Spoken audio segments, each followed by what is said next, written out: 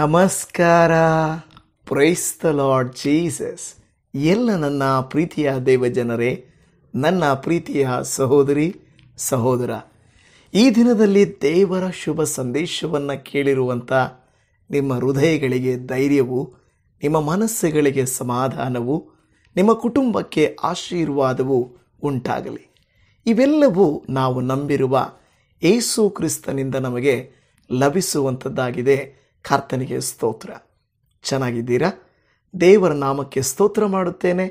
ನಿಮಗೆ ಕರ್ತನು ಸಹಾಯಕನಾಗಿದ್ದಾನೆ. ಪ್ರಿಯ ದೇವಜನವೇ, ನಮಗೆ ಸಂತೋಷ, ಸಿರಿ ಸಂಪತ್ತುಗಳಿರುವಾಗ ಅನ್ಯರು ಕೂಡ ನಮ್ಮ ಸಂಬಂಧಿಕರಾಗಿ ಸ್ನೇಹಿತರಾಗುತ್ತಾರೆ. ಅದೇ ನಮ್ಮನ್ನು ಸಮಸ್ಯೆಗಳು ಕಾಡುವಾಗ ಸಂಬಂಧಿಕರು ಕೂಡ ಅನ್ಯರಾಗೋಗ್ತಾರೆ. ನಮ್ಮ ಬಳಿಗೂ ಬರುವುದಿಲ್ಲ, ನಮಗೆ ಸಹಾಯ ಮಾಡುವುದಿಲ್ಲ. ಆದರೆ ದೇವರ ವಾಕ್ಯ ಏನು ಹೇಳುತ್ತೆ ಗೊತ್ತಾ? ಸಮಸ್ಯೆಗಳಲ್ಲಿ ನಾವಿರುವಾಗ, ಮುಳುಗುವ ಸ್ಥಿತಿ ಬರುವಾಗ, ಕಷ್ಟದಲ್ಲಿ ಬಿದ್ದಾಗ, ಹೆದರಿಕೆ ಉಂಟಾದಾಗ ದೇವರ ವಾಕ್ಯ ಹೇಳುತ್ತದೆ, ಸಮಸ್ಯೆಗಳಲ್ಲಿರುವಂಥ ನಿನ್ನನ್ನು ಸಮೀಪಕ್ಕೆ ಬಂದು ಸಂತೈಸುವನು ಎಂದು ಹೇಳುತ್ತಾ ಇದೆ. ಹೌದು ದೇವಜನವೇ, ದೇವರ ವಾಕ್ಯ ಈ ವಿಚಾರವಾಗಿ ಏನು ಹೇಳುತ್ತದೋ ನೀವು ನಾನು ವಾಕ್ಯದಿಂದ ತಿಳಿಯೋಣ. ದೇವರಿಗೆ ಸ್ತೋತ್ರ. ವಿಡಿಯೋನ ಕೊನೆವರೆಗೂ ನೋಡ್ರಿ. ಈ ದಿನದ ಮುಖ್ಯವಾದ ದೇವರ ವಾಕ್ಯವನ್ನು ಧ್ಯಾನ ಮಾಡಿಕೊಳ್ಳೋಣ. ಮತ್ತಾಯನು ಬರೆದ ಸುವಾರ್ತೆ 14ನೇ ಅಧ್ಯಾಯ 26 ಮತ್ತು 27ನೇ ವಾಕ್ಯ. ಸಮುದ್ರದ ಮೇಲೆ ನಡೆಯುವ ಆತನನ್ನು ಶಿಷ್ಯರು ನೋಡಿ ಭೂತವೆಂದು ತತ್ತರಿಸಿ ಭಯದಿಂದ ಕೂಗಿದರು.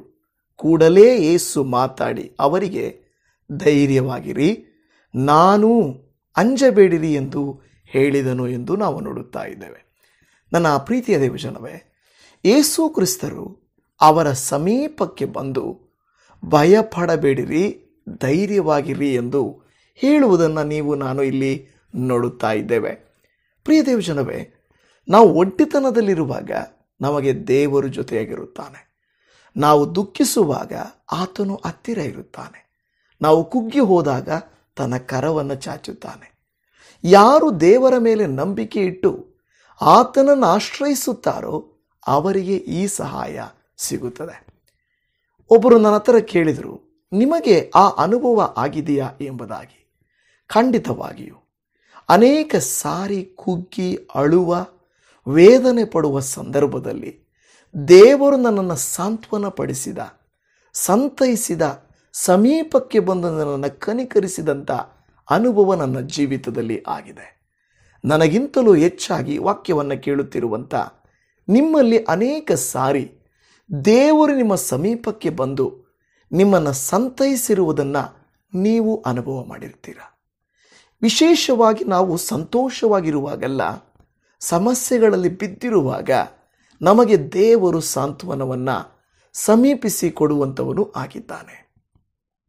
38 ವರ್ಷದ ಒಬ್ಬ ವ್ಯಕ್ತಿ 38 ವರ್ಷಗಳಿಂದ ರೋಗದಲ್ಲಿ ಬಿದ್ದು ನೀರಿನ ಬಳಿಗೆ ಹೋಗಲಿಕ್ಕಾಗದೆ ಬಹಳ ವೇದನೆ ಪಡುತ್ತಿದ್ದಂಥ ವ್ಯಕ್ತಿಯನ್ನು ಯೇಸು ಕ್ರಿಸ್ತನು ಗಮನಿಸಿದನು.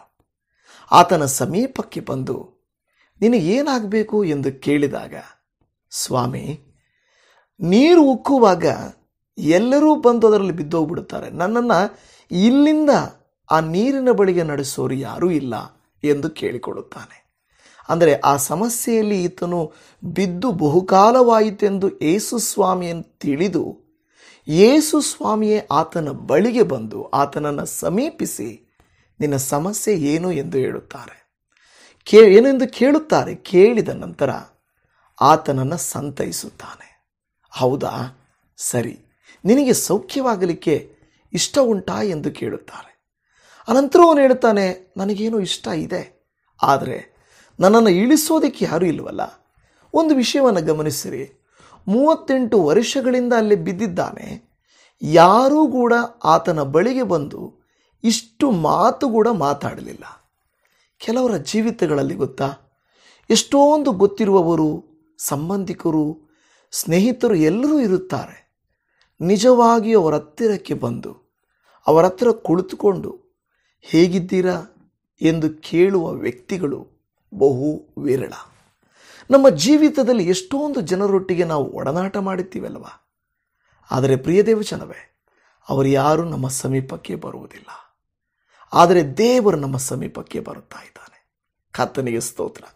ವಾಕ್ಯ ಸಂದೇಶ ಮುಂದುವರಿಯುವುದಕ್ಕಿಂತ ಮುಂಚೆ ನಿಮಗೊಂದು ಪ್ರಕಟಣೆ ಏನೆಂದರೆ, 26ನೇ ತಾರೀಕು ಇರುವಂಥ ನಮ್ಮ ಸಭೆಯ ವಾರ್ಷಿಕೋತ್ಸವಕ್ಕೆ ನಿಮಗೆ ಸ್ವಾಗತ. ಬೆಂಗಳೂರಿನ ಬಳಿಯಲ್ಲಿರುವ ವಿಜಯಪುರ ದೇವನಹಳ್ಳಿ ಎಂದು ಹೇಳುವಂಥ ಒಂದು ಸ್ಥಳದಲ್ಲಿ ನೀವು ಇದನ್ನು ಸ್ಕ್ರೀನ್ಶಾಟ್ ತೆಗೆದುಕೊಳ್ಬೋದು. ವಿಜಯಪುರ ಅಂದರೆ ದೇವನಹಳ್ಳಿ ತಾಲೂಕು, ಬೆಂಗಳೂರು ರೂರಲ್ ಡಿಸ್ಟಿಕ್, ಗ್ರಾಮಾಂತರ ಜಿಲ್ಲೆಯಲ್ಲಿ ಬೆಂಗಳೂರಿನಿಂದ ಒಂದು ಗಂಟೆ 1.5 ತಾಸು ಹಿಡಿಯುವಂಥ ಒಂದು ಜರ್ನಿ. ನೇರವಾಗಿ ಶಿಡ್ಲಘಟ್ಟ ಬಸ್ ಹಿಡಿದು ವಿಜಯಪುರ ಎಂಬ ಸ್ಟಾಪ್ ಬಸ್ ಸ್ಟ್ಯಾಂಡಲ್ಲಿ ನೀವು ಇಳ್ಕೊಂಡು ನೀವು ನಮಗೆ ಕರೆ ಮಾಡಿದರೆ ನಾವು ಸ್ಪಂದಿಸ್ತೇವೆ. ಇಷ್ಟವುಳ್ಳವರು ದಯಮಾಡಿ ಬನ್ನಿ.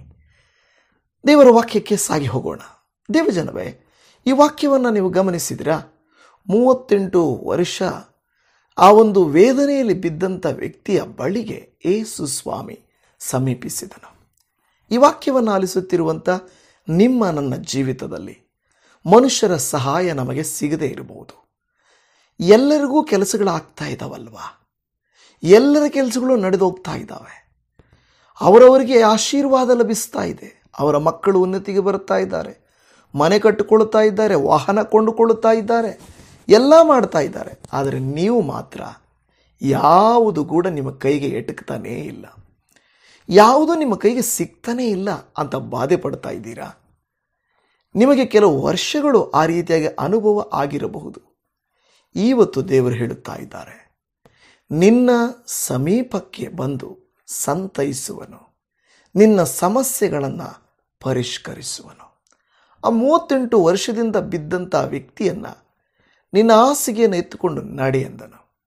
ಪ್ರಿಯ ದೇವಜನವೇ, ಅವನು ನೀರಿನಲ್ಲಿ ಇಳಿದು ಅಲ್ಲಿ ಸೌಖ್ಯ ಹೊಂದುವುದಕ್ಕಿಂತಲೂ ಸ್ಪೀಡಾಗಿ ಅದೇ ಗಳಿಗೆಯಲ್ಲಿ ಅದೇ ಕ್ಷಣದಲ್ಲಿ ಅವನು ದೇವರ ಸ್ಪರ್ಶವನ್ನು ಕಂಡನು. ಈ ದಿನ ನಿಮ್ಮ ಸ್ಥಿತಿ ಬಹುದಿನಗಳಾಗಿರಬಹುದು. ಸಮಸ್ಯೆಗಳಲ್ಲಿ ಬಿದ್ದು ನೀವು ಹೋಗಿರಬಹುದು. ನಿಮ್ಮನ್ನು ಯೇಸು ಸ್ವಾಮಿ ಕಂಡು ಆತನು ನಿಮ್ಮ ಬಳಿಗೆ ಬರುತ್ತಾನೆ. ಈಗ ಶಿಷ್ಯರ ವಿಷಯವನ್ನು ನೀವು ಗಮನಿಸಿರಿ. ಅವರು ಬಹಳ ಗೊಂದಲದಲ್ಲಿಯೂ ಗಲಿಬಿಲಿಯಲ್ಲಿ ಇದ್ದಾರೆ. ಗಾಳಿ ಬೀಸುತ್ತಿದೆ, ಅಲೆಗಳು ಏಳುತ್ತಿವೆ. ಇಂತಹ ಪರಿಸ್ಥಿತಿಯಲ್ಲಿ ಯೇಸು ಕ್ರಿಸ್ತನು ಅವರ ಸಹಾಯಕ್ಕೆ ಬರುವಂಥವನಾಗಿದ್ದಾನೆ. ಅವರ ಸಮೀಪಕ್ಕೆ ಬರೆದು ಅವರನ್ನು ಸಂತೈಸುತ್ತಿರುವುದನ್ನು ಈ ವಾಕ್ಯದಲ್ಲಿ ನೋಡುತ್ತಾ ಇದ್ದೇವೆ.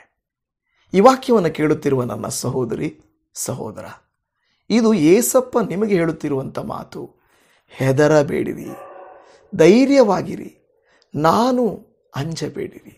ಅದರರ್ಥ ದೇವರು ನಿಮ್ಮ ಸಮೀಪ ಇದ್ದರೆ, ದೇವರು ನಿಮ್ಮನ್ನು ಗಮನಿಸುತ್ತಿದ್ದಾನೆಂಬ ನಂಬಿಕೆ ನಿಮಗಿದ್ದರೆ ಭಯಪಡಬೇಡ್ರಿ.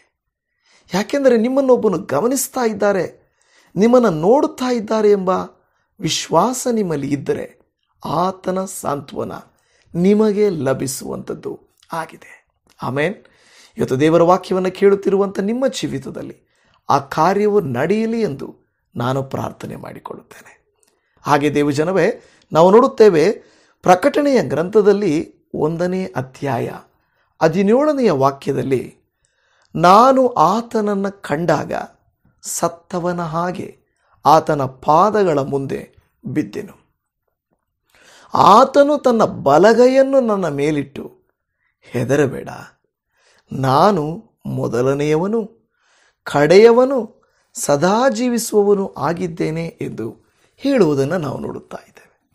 ನೋಡಿ, ಯಾವಾಗ ಈ ಒಂದು ಯೋಹಾನನು ಯೇಸುವಿನ ಪ್ರಕಾಶವನ್ನು, ಯೇಸುವಿನ ಮಹಿಮೆಯನ್ನು ಕಂಡಾಗ ನೋಡುತ್ತಾನೆ, ಆತನ ಪಾದಗಳ ಮುಂದೆ ಬಿದ್ದೆನು ಎಂದು ಹೇಳುತ್ತಾ ಇದೆ. ದೇವಜನವೇ, ಬಿದ್ದವರನ್ನು ಬಿದ್ದ ಸ್ಥಳದಲ್ಲೇ ಬಿಡುವ ದೇವರು ಅಲ್ಲ ಆತನು. ಬಿದ್ದ ಸ್ಥಳದಿಂದ ನಿಮ್ಮನ್ನು ಎಬ್ಬಿಸುವ ದೇವರು ಆತನು. ನಿಜವಾಗಿಯೂ. ಯಾಕೆಂದರೆ ಅವನು ಎಲ್ಲಿ ಬಿದ್ದನು? ಕೆಳಗೆ ಬಿದ್ದನು. ಸ್ವಾಮಿ ಅವನ ಬಳಿಗೆ ಬಂದು, ಅವನ ಸಮೀಪಕ್ಕೆ ಬಂದು ಅವನನ್ನು ಎತ್ತಿದನು ಅಂತ ನಾವು ನೋಡುತ್ತಾ ಇದ್ದೇವೆ. ಬಲಗೈಯನ್ನು ನನ್ನ ಮೇಲಿಟ್ಟು ಅಂತ ಹೇಳ್ತಾ ಇದೆ. ಕೆಳಗೆ ಬಿದ್ದಿದ್ದಾನೆ, ಸ್ವಾಮಿ ನಿಂತಿದ್ದಾರೆ ಅಂತ ತಿಳ್ಕೊಳ್ಳಿ. ಸಮೀಪಕ್ಕೆ ಬಂದು ಆತನ ಮೇಲೆ ಬಲಗೈಯನ್ನು ಇಟ್ಟು ಅವನಿಗೆ ಹೇಳುತ್ತಾ ಇದ್ದಾನೆ, ಹೆದರಬೇಡ, ನಾನು ಮೊದಲನೆಯವನು ಕೊನೆಯವನು. ಇವತ್ತು ನಿಮಗೂ ನನಗೂ ಇದೇ ಮಾತು ಹೇಳುತ್ತಿದ್ದಾರೆ, ಹೆದರಬೇಡ, ನಾನು ಮೊದಲನೆಯವನು ಕೊನೆಯವನು ಆಗಿದ್ದೇನೆ ಎಂಬುದಾಗಿ. ನಿಮ್ಮ ಮೇಲೆ ನಮ್ಮ ಕೈಯಿಟ್ಟು, ಅಂದರೆ ನಿಮ್ಮ ಮೇಲೆ ಆತನ ಕೈಯಿಟ್ಟು ನೋಡಿ, ಆ 38 ವರ್ಷದವನ ಬಳಿಗೆ ಬಂದು ಕೂಡ ಅವನನ್ನು ಮುಟ್ಟುತ್ತಾನೆ, ಕೈ ಚಾಚಿ ಅವನನ್ನು ಹಿಡಿಯುತ್ತಾನೆ. ಪ್ರಿಯ ದೇವಜನವೇ, ಅದೇ ರೀತಿಯಲ್ಲಿ ಯೋಹಾನನನ್ನು ಕೂಡ ಹಿಡಿಯುತ್ತಾನೆ. ನಾನು ಅನೇಕ ಸಾರಿ ಹೇಳಿದ್ದೇನೆ, ನಮ್ಮನ್ನು ಕೈ ಹಿಡಿಯಬೇಕಾದರೆ ನಮ್ಮ ಸಮೀಪಕ್ಕೆ ಬರಬೇಕು. ನಾನು ಇಲ್ಲಿದ್ದೀನಿ, ನೀನು ಇಲ್ಲಿಗೆ ಬಾ ಎಂದು ಕರೆಯುವುದಲ್ಲ. ನಮ್ಮ ಸಮೀಪಕ್ಕೆ ಬಂದು ಕೈ ಹಿಡಿದು ಅವರನ್ನು ಮೇಲಕ್ಕೆತ್ತುವುದು. ಈ ದಿನ ಸಮಸ್ಯೆಗಳಲ್ಲಿ, ಸಾಲಗಳಲ್ಲಿ, ಶೋಧನೆಗಳಲ್ಲಿ, ಸ್ನೇಹಿತರಿಂದ ಮೋಸ, ಸಂಬಂಧಿಕರಿಂದ ವಂಚನೆ, ಕೈಬಿಡಲ್ಪಟ್ಟ ಸ್ಥಿತಿ, ಒಂಟಿಸ್ತನ, ಯಾವುದೇ ನಿಮ್ಮ ಜೀವಿತದ ಕಾರ್ಯವಾದರೂ ಕೂಡ ಮನುಷ್ಯರು ತಳ್ಳಿಬಿಟ್ಟಾಗಲೂ ದೇವರು ನಿಮ್ಮನ್ನು ಸೇರಿಸಿಕೊಳ್ಳುತ್ತಾನೆ. ನಿಮ್ಮ ಸಮೀಪದಲ್ಲಿ ಇದ್ದಾರೆ, ಬರುತ್ತಾರೆ, ಬಂದಿದ್ದಾರೆ ಎಂಬುದನ್ನು ಮಾತ್ರ ನೀವು ಮರೆತು ಹೋಗಬಾರದು. ಆಮೇನ್. ಇವತ್ತು ಏಸಪ್ಪ ಹೇಳುವ ಮಾತನ್ನು ಗಮನಿಸಿರಿ. ನನ್ನ ಜೀವಿತದಲ್ಲಿ ಆತನು ತನ್ನ ಬಲಗೈಯನ್ನು ಕೊಟ್ಟು, ತನ್ನ ಬಲಗೈಯನ್ನು ಇಟ್ಟು, ಅಂದರೆ ಸಮೀಪಿಸಿ ನಿಮ್ಮನ್ನು ಸಂತೈಸುವ ದೇವರಾಗಿದ್ದಾನೆ. ಯೌವನ ಪ್ರಾಯದಲ್ಲಿ ನಡೆಯಬೇಕಾಗಿರುವ ಕೃತ್ಯಗಳು ನಡೆಯುತ್ತಿಲ್ಲ ಎಂದು ಸೋತು ಹೋಗಿದ್ದೀರಾ? ಕುಟುಂಬದಲ್ಲಿ ಸಂಬಂಧಗಳಲ್ಲಿ ಬಿರುಕು ಬಿಟ್ಟಿದೆ, ಸರಿಯಾದ ಪ್ರೀತಿ, ಸಂತೋಷ, ಸಮಾಧಾನ ಇಲ್ಲ, ಜೀವನದಲ್ಲಿ ಸಂತೃಪ್ತಿಯೇ ಇಲ್ಲ ಎಂದು ಸಮಸ್ಯೆಗಳಲ್ಲಿ ಬಿದ್ದಿದ್ದೀರಾ?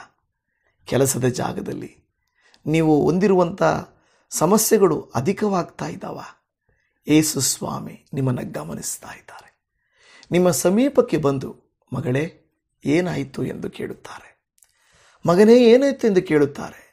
ನೀವು ಕೂಡ ಕೂತ್ಕೊಂಡು ಪ್ರಾರ್ಥನೆಯಲ್ಲಿ, ಸ್ವಾಮಿ ನನ್ನ ಪರಿಸ್ಥಿತಿ ಇದು, ಈಗೋ ನನ್ನ ಕಷ್ಟ ಈ ಥರ ಇದೆ, ನನ್ನನ್ನು ಕರುಣಿಸಯ್ಯ ಎಂದು ನೀವು ಕರ್ತನಿಗೆ ಮೊರೆ ಇಡುವುದಾದರೆ ಆತನು ನಿಮ್ಮ ಮೊರೆಯನ್ನು ಕೇಳುತ್ತಾನೆ. ನಿಮ್ಮ ಸಮೀಪಕ್ಕೆ ಬಂದು ನಿಮ್ಮನ್ನು ಸಂತೈಸುವ ದೇವರಾಗಿದ್ದಾನೆ. ನೋಡಿ, ಮನುಷ್ಯರಿಗೆ ನಾನು ಪ್ರಾರಂಭದಲ್ಲಿ ಹೇಳಿದ ಹಾಗೆ ಸಮಸ್ಯೆ ಅಂದ ತಕ್ಷಣ ಸುಮಾರು ದೂರ ಹೋಗ್ಬಿಡ್ತಾರೆ. ಅದೇ ನಾವು ಸಂತೋಷವಾಗಿದ್ದೀವಿ ಅಂದರೆ ಹತ್ತಿರಕ್ಕೆ ಬರ್ತಾರೆ. ಸಂತೋಷ ಸಂಬಂಧಗಳನ್ನು ಬೆಸುಗೆ ಮಾಡುತ್ತದೆ. ಸಮಸ್ಯೆಗಳು ಸಂಬಂಧಗಳನ್ನು ದೂರ ಮಾಡ್ತವೆ. ಹಾಗಾದರೆ ಯೇಸು ಸ್ವಾಮಿ ಹಾಗೆ ಅಲ್ಲ. ಈ ಶಿಷ್ಯರು ಕಠಿಣ ಸ್ಥಿತಿಯಲ್ಲಿ ಸಮಸ್ಯೆಯಲ್ಲಿದ್ದಾಗ ಅವರಲ್ಲಿ ಹೇಳುತ್ತದೆ, ಕೂಡಲೇ ಯೇಸು ಮಾತಾಡಿ ಅವರಿಗೆ ಧೈರ್ಯವಾಗಿರಿ, ನಾನು ಅಂಜಬೇಡ್ರಿ, ನೋಡ್ರಿ ಅಂತ ತೋರಿಸಿಕೊಳ್ತಾರೆ. ಅಲ್ಲಿ ನಡೆಯುವಾಗ ಆತನು ಶಿಷ್ಯರ ಬಳಿಗೆ ಬಂದು ಎಂದು ಹೇಳುತ್ತದೆ. ಯೇಸು ಸ್ವಾಮಿ ಅವರ ಬಳಿಗೆ ಬಂದು, ಅವರ ಹತ್ತಿರಕ್ಕೆ ಬಂದು, ದೂರದಲ್ಲಿ ನಿಂತ್ಕೊಂಡು ಹಾಯ್ ಟಾಟಾ ಬಾಯ್ ಬಾಯ್ ಅನ್ನುವಂಥ ದೇವರು ಯೇಸು ಸ್ವಾಮಿ ಅಲ್ಲ. ಅದಕ್ಕೆ ಒಂದು ವಿಷಯ ನಾವು ಮಾಡಬೇಕಾಗಿರೋ ಕೃತ್ಯ, ಆ ಕರ್ತನು ನಮ್ಮನ್ನು ಸಂತೈಸಬೇಕಾದರೆ ನಾವು ಕೂಡ ಕರ್ತನ ಮೇಲೆ ವಿಶ್ವಾಸ ಬಿಡಬೇಕು. ಆತನು ನಮ್ಮನ್ನು ಕೈ ಬಿಡುವುದಿಲ್ಲ ಎಂಬ ವಿಶ್ವಾಸ ನಿಮ್ಮಲ್ಲಿ ನನ್ನಲ್ಲಿ ಇರಬೇಕು. ಯೋಹಾನನ ಬರೆದ ಸುವಾರ್ತೆ 16ನೇ ಅಧ್ಯಾಯ 33ನೇ ವಚನದಲ್ಲಿ, ನೀವು ನನ್ನಲ್ಲಿದ್ದು ಮನಃಶಾಂತಿಯನ್ನು ಹೊಂದಿದವರಾಗಿರಬೇಕೆಂದು ಇದನ್ನೆಲ್ಲ ನಿಮಗೆ ಹೇಳಿದ್ದೇನೆ. ಲೋಕದಲ್ಲಿ ನಿಮಗೆ ಸಂಕಟ ಉಂಟು, ಧೈರ್ಯವಾಗಿರಿ, ನಾನು ಲೋಕವನ್ನು ಜಯಿಸಿದ್ದೇನೆ ಎಂದು ಹೇಳಿದನು. ಯೇಸು ಸ್ವಾಮಿ ಅವರ ಹತ್ರ ಬಂದು ಹೇಳ್ತಾನೆ, ನೋಡಿ, ನನ್ನಲ್ಲಿರುವ ಮನಃಶಾಂತಿ ನಿಮ್ಮಲ್ಲಿಯೂ ಇರಬೇಕು. ಲೋಕದಲ್ಲಿ ನಿಮಗೆ ಸಂಕಟ ಉಂಟು, ಸಮಸ್ಯೆ ಉಂಟು, ನನಗೆ ಗೊತ್ತು, ಆದರೆ ನಾನು ಲೋಕವನ್ನು ಜಯಿಸಿದ್ದೇನೆ. ಈ ದಿನ ಲೋಕವನ್ನು ಜಯಿಸಿದ ದೇವರು ನಿಮ್ಮ ಸ್ನೇಹಿತನು. ಹೌದು, ಆತನ ಆಜ್ಞೆಗಳನ್ನು ಕೈಕೊಂಡು ನಡೆದರೆ ನಾವು ಆತನ ಸ್ನೇಹಿತರಾಗುತ್ತೇವೆ. ನಿಮ್ಮಲ್ಲಿ ಎಷ್ಟು ಜನ ಆತನ ಸ್ನೇಹಿತರು? ನಿಜವಾಗಿಯೂ ಆತನ ವಾಕ್ಯಗಳನ್ನು, ಆಜ್ಞೆಗಳನ್ನು ಕೈಕೊಂಡು ನಡೆಯುತ್ತಿರುವಿರಾ? ನಡೆಯುತ್ತಿದ್ದರೆ ನಿಮ್ಮ ಸ್ನೇಹಿತನು ನಿಮಗೋಸ್ಕರ ಪ್ರಾಣವನ್ನೇ ಕೊಟ್ಟಿರುವಾಗ ನಿಮ್ಮ ಸಮಸ್ಯೆಗಳಲ್ಲಿ ಸಮೀಪಕ್ಕೆ ಬರದೇ ಇರುವನೇ? ಖಂಡಿತ ಆತನು ಸಮೀಪಕ್ಕೆ ಬರುತ್ತಾನೆ. ಮನಮರುಗುವ ದೇವರು, ಬಳಿಗೆ ಬರುವ ದೇವರು, ಸಮೀಪಿಸಿ ಸಂತೈಸುವ ದೇವರು ಯೇಸು ಸ್ವಾಮಿ. ನಂಬಿರಿ, ಆತನ ಮೇಲೆ ಆತನು ಸಹಾಯ ಮಾಡುತ್ತಾರೆ. ಅಪೊಸ್ತಲರ ಕೃತ್ಯಗಳು 23ನೇ ಅಧ್ಯಾಯ 11ನೆಯ ವಾಕ್ಯದಲ್ಲಿ, ಆ ದಿನದ ರಾತ್ರಿ ಕರ್ತನು ಪೌಲನ ಬಳಿಯಲ್ಲಿ ನಿಂತುಕೊಂಡು, ಧೈರ್ಯದಿಂದಿರು, ನೀನು ಯೆರೂಸಲೇಮಿನಲ್ಲಿ ನನ್ನ ಸಂಗತಿಯನ್ನೆಲ್ಲ ಸಾಕ್ಷಿಯಾಗಿ ಹೇಳಿದಂತೆಯೇ ರೋಮಾಪುರದಲ್ಲಿಯೂ ಸಾಕ್ಷಿ ಹೇಳಬೇಕಾಗುವುದು ಅಂದನು. ನೋಡಿ, ಇಲ್ಲಿ ದೇವರ ವಾಕ್ಯ ಹೇಳುತ್ತಾ ಇದೆ, ಕರ್ತನು ಪೌಲನ ಬಳಿಯಲ್ಲಿ ನಿಂತುಕೊಂಡು.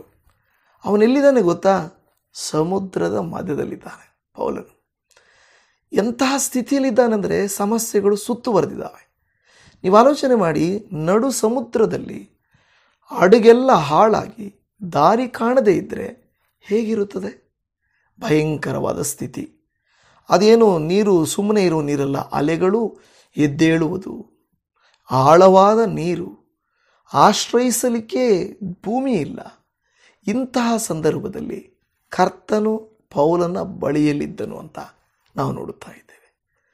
ನಿಮ್ಮ ನನ್ನ ಜೀವಿತ ಕೆಲವು ಸಮಸ್ಯೆಗಳು, ಸಾಲಗಳು, ಸಂಕಟಗಳು ಸಾಗರದಂತೆ ಸುತ್ತುವರಿದಾಗ, ಒಂಟಿಯಾಗಿ ನೀವಿದ್ದು ನನ್ನ ಕತೆ ಮುಗಿಯಿತು ಎನ್ನುವಾಗ ಕರ್ತನು ನಿಮ್ಮ ಸಂಗಡ ಇರುತ್ತಾನೆ. ನಿಮ್ಮ ಸಮಸ್ಯೆಗಳನ್ನು ನೋಡುತ್ತಾನೆ, ಸಮೀಪಕ್ಕೆ ಬರುತ್ತಾನೆ, ಸಂತೈಸುತ್ತಾನೆ. ನೋಡಿದ್ರ, ಕರ್ತನ ಮಾತು ಅಲ್ಲಿ ಹೇಗಿದೆ? ಕರ್ತನು ಪೌಲನ ಬಳಿಯಲ್ಲಿ ನಿಂತುಕೊಂಡು ಹೇಳುತ್ತಾ ಇದ್ದಾನೆ. ದೂರದಲ್ಲಿ ಅಲ್ಲ, ಸ್ವರ ಹೇಳುವುದಲ್ಲ, ಆತನು ನಿಮ್ಮ ಜೊತೆಯಲ್ಲಿ ಇರುತ್ತಾನೆ, ನಿಮ್ಮ ನನ್ನ ಸಂಗಡ ಇರುತ್ತಾನೆ, ಆತನು ಕಾಪಾಡುತ್ತಾನೆ. ವಾಕ್ಯವನ್ನು ಕೇಳುತ್ತಿರುವ ದೇವಜನವೇ, ಸಮುದ್ರದ ಮಧ್ಯದಲ್ಲಿಯೂ ಸಾಗರದ ಮಧ್ಯದಲ್ಲಿಯೂ ನಿಮ್ಮ ಸ್ವಾಮಿ ನಿಮ್ಮ ಸಮೀಪದಲ್ಲಿದ್ದು ಸಂತೈಸುತ್ತಾನೆ ಹೊರತು ನಿಮ್ಮನ್ನು ಆತನು ಸೋಲಿಗೂ, ಸಮಸ್ಯೆಗೂ, ಸಂಕಟಕ್ಕೂ, ಅಸಂತೃಪ್ತಿಗೂ ಒಳಪಡಿಸುವವನಲ್ಲ. ನಂಬಿದವರಿಗೆ ಮಾತ್ರವೇ ಇದು ಖಂಡಿತ ಕ್ರಿಯೆ ಮಾಡುತ್ತದೆ. ನಂಬದವರಿಗೆ ನೀವೆಷ್ಟೇ ಪ್ರಯತ್ನ ಪಟ್ಟರೂ ಅದನ್ನು ನಡೆಯುವುದಿಲ್ಲ. ಹೌದು ದೇವಜನವೇ, ಅದಕ್ಕೆ ಯೇಸು ಸ್ವಾಮಿ ಮತ್ತು ಯೋಹಾನ ಲೂಕನ ಸುವಾರ್ತೆಯಲ್ಲಿ 24ನೇ ಅಧ್ಯಾಯ 38ನೇ ವಾಕ್ಯದಲ್ಲಿ, ಆತನು ಅವರಿಗೆ, ಯಾಕೆ ಕಳವಳಗೊಳ್ಳುತ್ತೀರಿ? ನಿಮ್ಮ ಹೃದಯದಲ್ಲಿ ಅನುಮಾನಗಳು ಹುಟ್ಟುವುದೇಕೆ? ನನ್ನ ಕೈಗಳನ್ನು ನನ್ನ ಕಾಲುಗಳನ್ನು ನೋಡಿರಿ, ನಾನೇ ಅಲ್ಲವೇ ಎನ್ನುತ್ತಾರೆ. ನೋಡಿ, ಯೇಸು ಸ್ವಾಮಿ ಎಲ್ಲೋ ಕನಸಿನಲ್ಲಿ ದರ್ಶನದಲ್ಲಿ ಕಾಣಿಸಿಕೊಳ್ಳಲಿಲ್ಲ, ಸಮೀಪಕ್ಕೆ ಬಂದನು.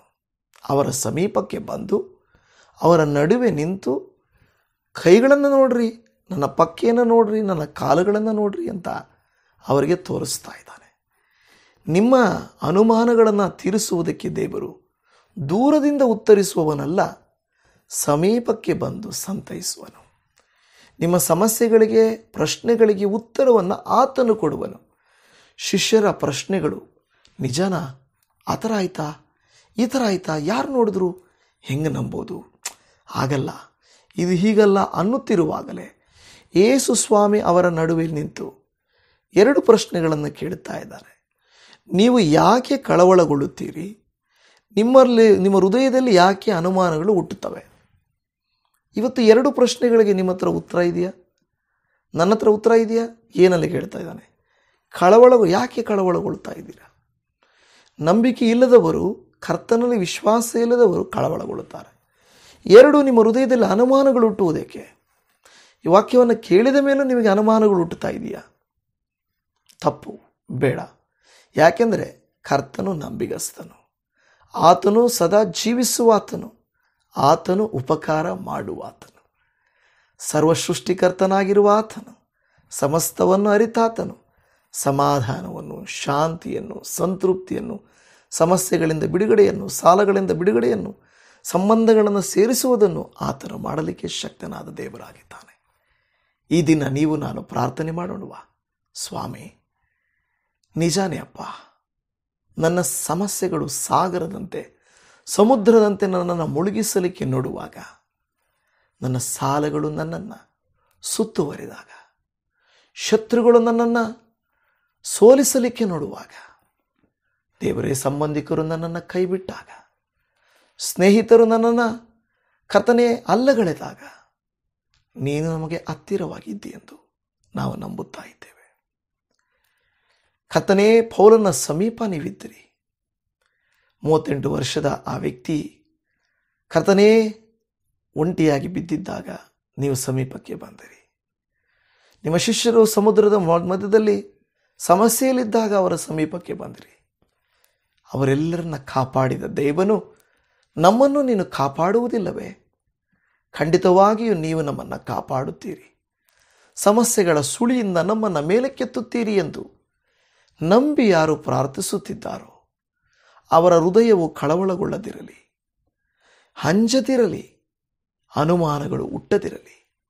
ನಿನ್ನ ನಾಮದ ಮೇಲೆ ಭರವಸೆ ಇಟ್ಟಿಟ್ಟು ಅದ್ಭುತಗಳನ್ನು ಕಣ್ಣಾರೆ ಕಂಡು ಅನುಭವ ಮಾಡಿ ಅನೇಕರಿಗೆ ನೀನು ಎಷ್ಟು ಒಳ್ಳೆಯವನು, ನೀನೆಂಥ ಉಪಕಾರಗಳನ್ನು ಮಾಡಬಲ್ಲವನು ಎಂದು ತಿಳಿಯುವಂತೆ ನೀನು ಕೃಪೆಯನ್ನು ತೋರಿಸು ಎಂದು ಬೇಡಿಕೊಳ್ಳುತ್ತಾ ಇದ್ದೇವೆ.